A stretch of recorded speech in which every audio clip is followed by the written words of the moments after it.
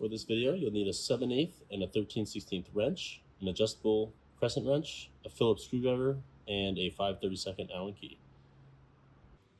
When we go to mount our 1812 holders, we're going to be using these 4 holes right here on the side of our bench top, and we'll do so with the 4 1032 screws that are included with your 1812.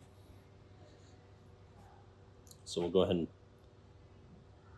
put the 1032 through the threaded hole in the bottom of your stand, and then using a Phillips screwdriver, thread that into our bench top.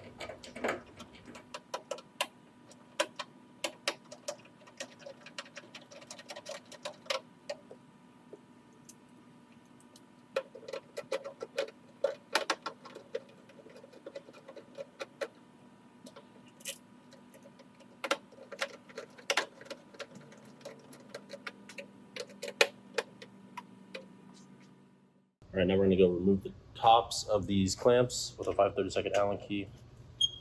And we'll set that hardware to the side. At this point, we can take our 1812 with the permeate end facing down, place that into the holder, place one of the caps, and thread a fastener through the hole. All right, next, with a 13/16 and a 7/8 wrench, we're going to crack the caps loose on this 1812. Then we're going to remove each of those caps and set those to the side. And then going to be replacing each of those with a 1/2-inch union fitting. We're going to take one end of that union and set the cap aside. Same with the other one. And insert that into the inlet and the outlet of each port on your 1812. Get those fittings hand tight. And then holding the center of that union with your 13/16 and just snug it up with the 7/8 wrench. There we go. From here, we can jump to our 2 sections of 1/2-inch stainless steel hose.